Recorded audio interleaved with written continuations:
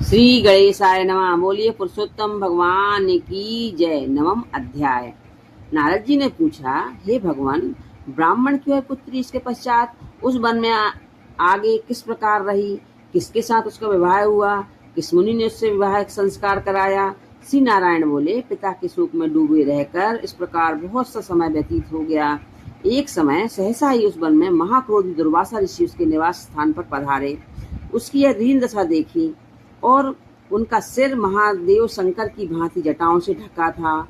श्री कृष्ण अर्जुन से बोले, हे दुर्वासा, ये दुर्वासा वही ऋषि हैं जिन्होंने तुम्हारी माता की पूजा से प्रसन्न होकर उन्हें देव आवाहन शक्ति प्रदान की थी। एक बार रुक्मणी के साथ जाते समय मैंने उन्हें रथ में बिठा लिया था। मार्ग में दोनों को प्यास ने सताया। रुक्मणी ने अपने सूखे अधरों को कालू को दिखाकर मुझे जल लाने को कहा।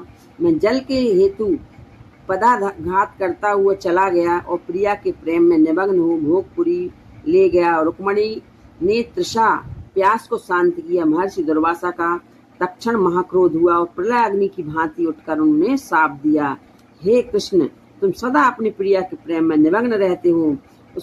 तुमने उसके ही कारण मेरा तिरस्कार किया है और वह तो अपनी श्रेष्ठता दिखाकर पानी पीती है, अतः तुम दोनों का वियोग होगा।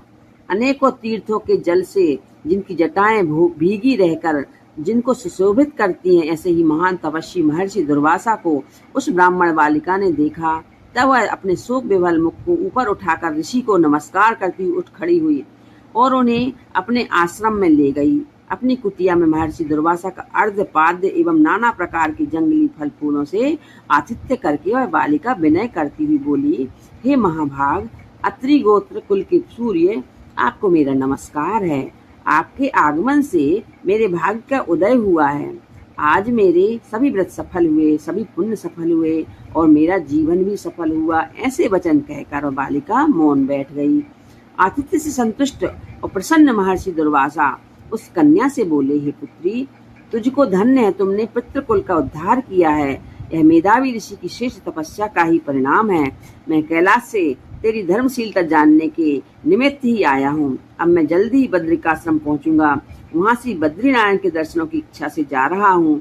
महर्षि दुर्वासा की को संतुष्ट एवं प्रसन्न देखकर ब्राह्मण कन्या कहने लगी, हे ऋषिराज, आपके दर्शन पाकर मेरा दुख का सागर सूख गया है। भविष्य में भी मुझे अपने शुभ की संभावना दिखाई देती है। हे कृपालु, क्या आप इसके विषय में नहीं जानते?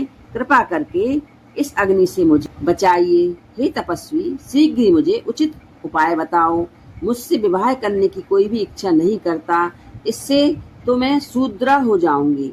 इसी भय से मैं सो नहीं पाती, भोजन की इच्छा नहीं होती। हे मुनिराज, अब तो मृत्यु के अतिरिक्त और कोई मार्ग नहीं सूझता। इति श्री पुरुषोत्तम मास महात्म्ये दुर्वासा आश्रम मत मन नाम 9वां अध्याय समाप्तम। बोलिए कृष्णचंद्र भगवान की जय। श्रीमन नारायण नारायण नारायण, लक्ष्मी नारायण नारायण नारायण। श्री गणेशाय नमः। बोलिए पुरुषोत्तम भगवान की जय। 10वां अध्याय। ऋषियों ने विनय पूर्वक सूत जी से कहा, हे तपोनिधि, उन महाक्रोधी और परम तेजस्वी परम तपस्वी मुनि दुर्वासा ने उस ब्राह्मण कन्या से क्या कहा, वह सब हमें सुनाइए। सूत जी ने कहा, कृपालु मेधावी ऋषि ने ब्राह्मण पुत्री के दुख निवारणार्थ जो कहा वह इस प्रकार है। महर्षि दुर्वासा ने कहा, हे सुंदरी, बहुत गुप्त बात कहता हूँ, ध्यान पूर्वक सुनो। हे सुभगे, अब आने वाला 3रा महीना पुरुषोत्तम मास है। उसमें तीर्थ में जाकर स्नान करने से मनुष्य बाल हत्या तक के पाप से दोष से मुक्त हो जाता है। हे सुंदरी, इससे अधिक कार्तिक आदि महीने भी नहीं हैं। सब महीने, पक्ष और पर्व आदि पुरुषोत्तम मास की 16वीं कला के समान भी नहीं हैं। वेद शास्त्र के समस्त साधन इस मास की 16वीं कला से भी समानता नहीं कर सकते। हे सुंदरी, गंगा में 12,000 वर्ष, गोदावरी में एक समय के स्नान तथा सिंह के बृहस्पति में एक बार स्नान करने से जो फल प्राप्त होता है, वही फल किसी भी स्थान पर एक बार स्नान करने से इस मास में ही प्राप्त हो जाता है। इस मास में दान, तप, जपादि करने से मनोकामना पूर्ण होती है। इसलिए श्री कृष्ण के प्रिय इस मास में तुम भी सेवन करके अपनी मनोकामना पूर्ण करो। हे सुभगे, मैं भी इस पुरुषोत्तम मास का सेवन करता हूँ, अतः तुम भी इसका सेवन करो। मुनि दुर्वासा इस प्रकार उस ब्राह्मण कन्या से कहकर चुप हो गए। श्री कृष्ण बोले, दुर्वासा ने के वचन सुनकर वह मूर्ख कन्या क्रोधित हो कहने लगी, हे ब्राह्मण, आपके वचन मुझे पसंद नहीं है। माघ, कार्तिक एवं वैशाख आदि मास सेवन करने पर क्या इससे कम फल देने वाले हैं? शिव, पृथ्वी, सूर्य, अंबिका एवं गणपति जी की सेवा पूजा क्या उससे कम फलीभूत है? व्यतिपात आदि योगों को छोड़कर आप इस मास की प्रशंसा क्यों करते हैं? यह मास तो सब कर्मों में निंदित मलमास है। सूर्य की संक्रांति भी इसमें ना होने पर भी इसे आप श्रेष्ठ कैसे कह सकते हैं? मैं जानती हूँ कि सब दुखहारी है, निसंदेह श्री हरि है, परंतु यह कैसे मान लूं? यह मलमास श्री हरि का विशिष्ट प्रिय मास है। ब्राह्मण पुत्री के वचन सुनकर महर्षि दुर्वासा की आंखें क्रोध से लाल हो गईं, किंतु मित्र कन्या होने से कारण वो उसे साप नहीं दिया, अपितु दया आ गई।